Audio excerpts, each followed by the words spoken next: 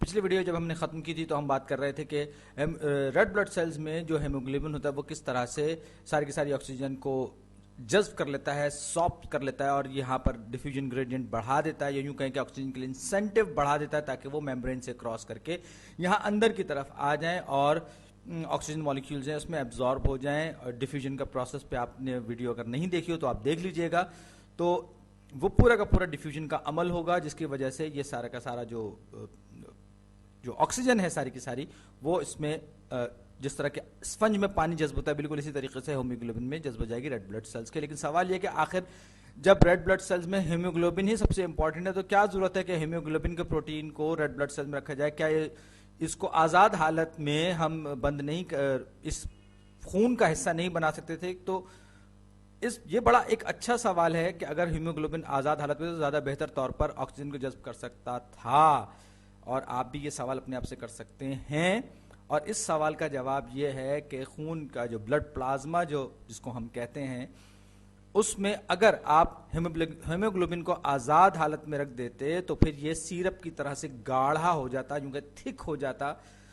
میں exactly syrup نہیں کہنا چاہوں گا لیکن بہرحال خون جتنا اس وقت گاڑھا ہے اس کے مقابلے میں کہیں زیادہ گاڑھا ہو جاتا اور گاڑھا ہونے کی وجہ سے خون کا بہاؤ یا بلڈ فلو متاثر ہوتا ہے. اگر آپ سیرپ کی بات کریں تو سیرپ کو اگر آپ ڈائریکٹلی پانی میں ڈالیں تو کیا ہوگا کہ پانی کی وسکوسٹی بڑھ جائے گی، یعنی کہ پانی نسبتاً گاڑھا ہو جائے گا اور اس کے بہاؤ میں اس کے بہنے میں بھی تھوڑی سی دقت ہوگی، اس کو پریشانی ہوگی. اس کے بجائے اگر آپ چھوٹے چھوٹے سے دانے لے کر ان میں اس سیرپ کو رکھ دیں تو پانی کا بہاؤ بھی متاثر نہیں ہوگا اور پانی اپنے جس طرح وہ پہلے بہہ رہا تھا اسی طرح بہتا رہے گا. لہٰذا یہی فائدہ ہے اس چھوٹے چھوٹے بیڈز کا، ان چھوٹے چھوٹے دانوں کا، جو کہ ان کو ہم ریڈ بلڈ سیلز کے نام سے جانتے ہیں، کہ ان کے اندر ہیموگلوبن محفوظ بھی رہتا ہے اور خون بھی جو ہے وہ نان وسکس رہتا ہے یا اس کی وسکوسٹی بہت زیادہ بڑھنے نہیں پاتی. ابھی تک ہم نے الویولس، الویلائی، کیپیلریز وغیرہ سب کے بارے میں بات کی. اب ہم اچھا خاصا زوم آؤٹ کریں گے اس تصویر کو اور یہ دیکھیں گے کہ یہ جو خون کا بہاؤ ہے پلمونری آرٹریز وغیرہ سے، وینز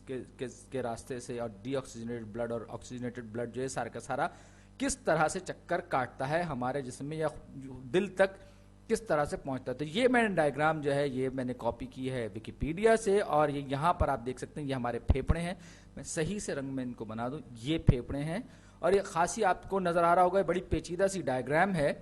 یہ ہمارا یہ پھیپڑے ہیں اور آپ دیکھیں کہ یہاں پر دل بالکل بیچ میں موجود ہے، دوسرے پھیپڑے کو اس نے خاصا کور کیا ہوا ہے. اور یہ جو ہے یہ ہمارے اس پھیپڑے میں آپ کو اگر یاد ہو آپ نے ویڈیوز دیکھی ہوں تو یہ الویولس ہیں، الویلائی ہیں، پھر یہ برونکیائی سے، برونکس سے، پھر وہاں سے پھر لیرنگس، فیرنگس کا پورا ایک چکر ہے جو کہ ہمارے منہ سے شروع ہوتا ہے اور پھر ہمارے پھیپڑوں تک پہنچتا ہے. تو یہ یہاں پر باریک باریک بہت ہی چھوٹی چھوٹی کیپلریز ہیں اور جب ہم دل سے دور کی طرف یہ جا رہی ہوتی ہیں، اور میں دل کے بارے میں تھوڑی سی تفصیل پہ مزید آؤں گا، تو یہ جو دل سے دور جا رہا جو خون جو جا رہا ہوتا ہے یہ ڈی آکسیجنیٹڈ، یہ جو میں نیلے رنگ کا جو بنا رہا ہوں یہ دو ٹیوبیں جو پیچھے کی طرف بنی ہوئی ہیں، یہ ان کے ذریعے یہ خون جو ہے یہ پھیپھڑوں کی طرف جا رہا ہے، دل سے نکل کے پھیپھڑوں کی طرف جا رہا ہے اور یہ پلمونری آرٹریز ہیں اور پھر یہ آگے جا کر اسپلٹ ہوتی ہیں، تقسیم در تقسیم ہوتی ہیں آرٹیریلز میں اور پھر کیپیلریز میں، آخرکار بہت چھوٹی چھوٹی ٹیوبز میں تقسیم ہو جاتی ہیں اور پھر الویلائی سے ہوتی ہوئی آکسیجن کو جذب کرتی ہیں، آکسیجنیٹ ہوتی ہیں، یعنی کہ آکسیجنیٹڈ ہوتا ہے بلڈ ان کی وجہ سے، اور پھر یہ واپس جو ہے یہ کیپیلریز ہیں یہ آکسیجن حاصل کرنے کے بعد واپس آتی ہیں اور دل کی طرف بڑھتی ہیں جن کو ہم پلمونری وینز کہتے ہیں.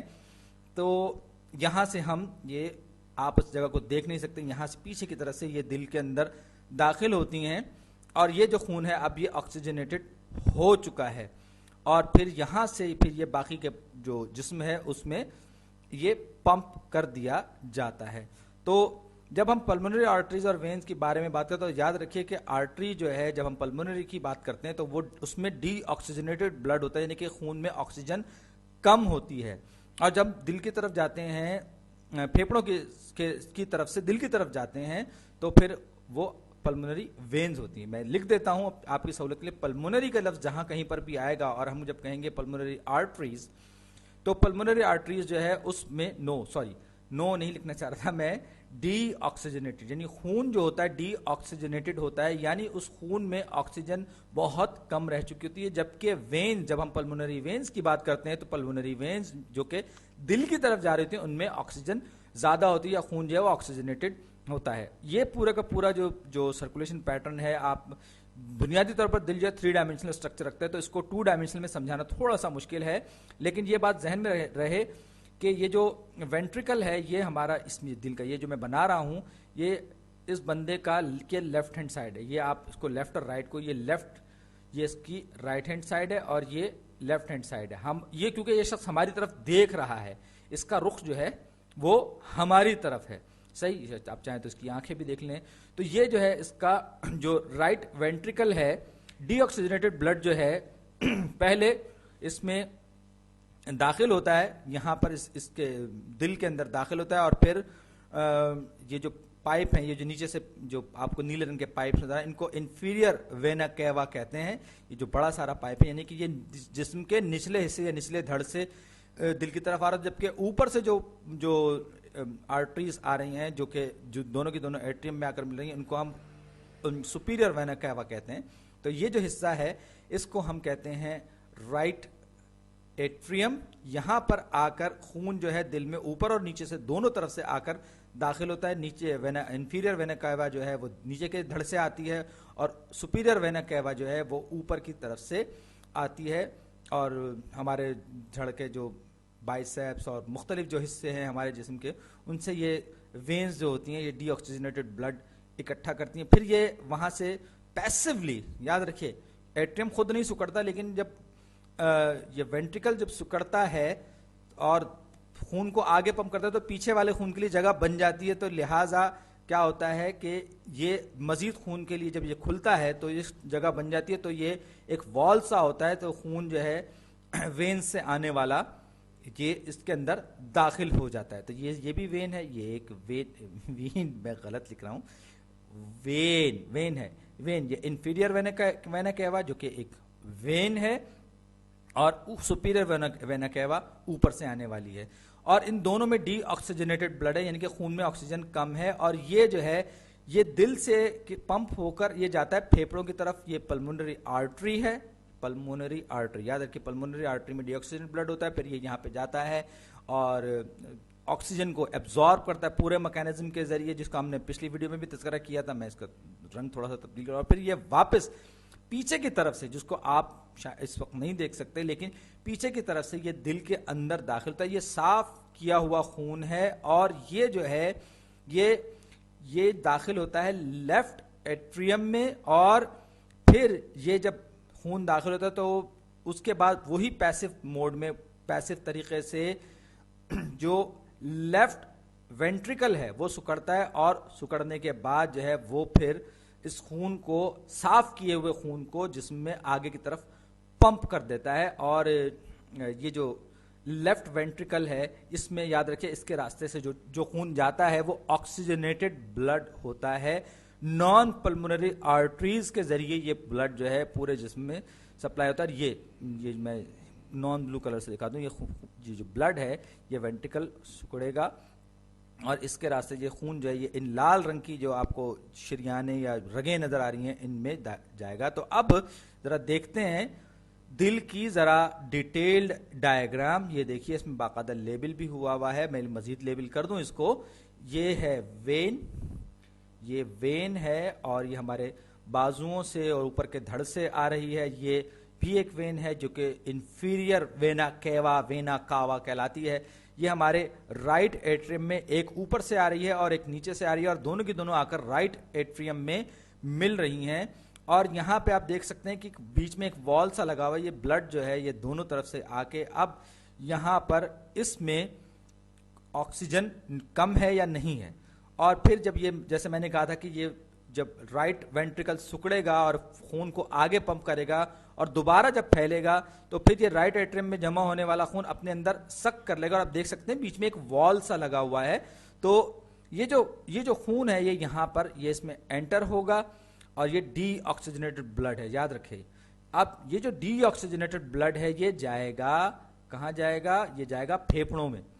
اور یہ جو ہے جو جس رگ کے ذریعے جا رہا ہے اس کو ہم پلمونری کیا کہیں گے؟ پلمونری آرٹری کہیں گے. پلمونری آرٹری، میں غلط لکھنے جا رہا تھا، پلمونری آرٹری کہلائے گی. یاد رکھیے دل سے دور جا رہی ہے اور اس میں ڈی آکسیجنیٹڈ بلڈ ہوگا، یعنی اس میں جو خون موجود ہے اس میں آکسیجن بہت کم ہوگی. اب ایک بار پھر یہ الویلائی سے رگڑ کھائے گا، آکسیجن کو ایبزارب کرے گا، پورا پھیپھڑوں کا پورا لنگز کا میکینزم ہے، پھر یہ کنورٹ ہوگا، آکسیجنیٹڈ بلڈ ہوگا اور اب یہ جو ہے پلمونری وین بن جائے گی، وین کہلائے گی، پلمونری وین کہلائے گی اور اس میں آکسیجنیٹڈ بلڈ ہے پلمونری وین میں. اور یہ کیونکہ خون جو ہے پھیپھڑوں کے میں جانے کے دوران اس نے آکسیجن جذب کر لیا اور اب یہ آکسیجنیٹڈ بلڈ ہو گئے، یعنی کہ اس خون میں آکسیجن کانٹینٹ بڑھ گیا ہے. اب یہ آئے گا خون لیفٹ ایٹریم میں انٹر ہوگا. لیفٹ ایٹریم میں انٹر ہونے کے بعد وہی میکینزم، پمپنگ کا میکینزم جو کہ رائٹ ایٹریم اور رائٹ وینٹریکل میں ہوا تھا وہی سب کا سب ہوگا. پیسو موڈ میں یہ لیفٹ وینٹریکل میں انٹر ہوگا، لیفٹ وینٹریکل سکڑے گا، اس خون کو پمپ کرے گا اور یہ پمپ کر کے داخل ہوگا کہاں پر؟ یہ اس وال کے ذریعے یہ داخل ہوگا ایورٹا میں. ایورٹا یہ بھی ایک آرٹری ہے جس کو ہم نے نام دیا، یہ بھی ایک آرٹری ہے. یاد رکھیے کہ آرٹری وہ چیز ہوتی ہے جو کہ دل سے دور کی طرف جا رہی ہو. پلمونری آرٹری میں خاص بات یہ ہے کہ اس میں ڈی آکسیجنیٹڈ بلڈ ہوتا ہے، باقی آرٹریز جو ہوتی ہیں ان میں آکسیجنیٹڈ بلڈ ہوتا ہے. پلمونری وین جو ہے اس میں آکسیجنیٹڈ بلڈ ہوتا ہے، یہ بس ذہن میں رکھیے گا. تو اب یہ جو ایورٹا ہے یہ بھی ایک آرٹری ہے، نان پلمونری آرٹری ہے اور اس میں جو خون ہے وہ آکسیجنیٹڈ ہے، یعنی کہ اس میں جو بلڈ ہے وہ آکسیجنیٹڈ ہے.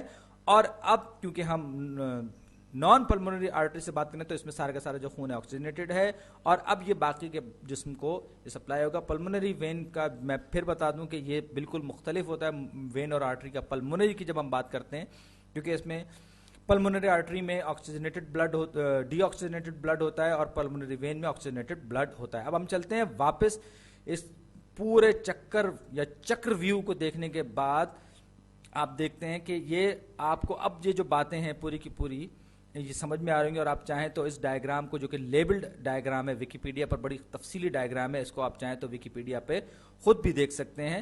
اور یہ جو دل کے نیچے جو تھوڑا سا نیچے جو یہ حصہ ہے اس کو سیلیاک ٹرنک کہتے ہیں. سیلیاک ٹرنک میرا خیال ہے کہ اگر مجھے صحیح سے یاد ہے تو سیلیاک کا مطلب ایبڈومن یعنی کہ نچلا دھڑ. اور یہ جو بلڈ ہے اس کو ہیپیٹک، ہیپیٹک سے مراد ہے وہ چیز جس کا تعلق لیور سے ہو یعنی جگر سے ہو. تو یہ جو ہیپیٹک وین جو ہے، ہیپیٹک آرٹری جو ہے، یہ وین اور آرٹری یہ لیور کے ساتھ، یہ پیچھے بڑا سارا آرگن یہ ہمارا لیور ہے، یہ یہاں پر بلڈ کی جو سپلائی ہے یہ اس کو ہیپیٹک آرٹریز کے ذریعے ہو رہی ہے اور جو وینز جو آ رہی ہیں دل کی طرف لیور سے ان کو ہیپیٹک وینز کہتے ہیں. تو یہ انفیریئر وینا کیوا سے آپ دیکھ رہے ہیں یہ کنیکٹ ہو رہا ہے اور یہاں پر یوں سمجھ لیجئے کہ یہ سب کی سب چیزیں جو ہیں یہ ایک بہت بڑے لوپ کی طرح سے ایک بہت بڑا چکر ہے، یعنی بہت بڑا اور بہت پیچیدہ. اور کسی بھی ایک وقت اگر آپ ایک عام انسان کی بات کریں تو جسم میں ہمارے 5 لیٹر بلڈ جو ہے وہ سرکولیٹ کر رہا ہوتا ہے اور اگر ہم کسی ایوریج بلڈ سیل کی بات کریں پورے سرکولیٹری سسٹم، اس کو ہم سرکولیٹری سسٹم کہتے ہیں، تو پورا 20 سیکنڈ کے اندر اندر کوئی بھی ریڈ بلڈ سیل جو ہے اس پورے سرکولیٹری سسٹم کا چکر لگانے کے بعد اسی جگہ پہ آ جاتا ہے جہاں سے وہ چلا تھا. اگرچہ یہ کہ ایوریج ٹائم ہے، میں نے خود کبھی ناپا نہیں ہے، لیکن یہ 20 سیکنڈ جو ہے یہ کلوزسٹ نمبر ہے، ایوریج کہہ سکتے ہیں آپ اس کو.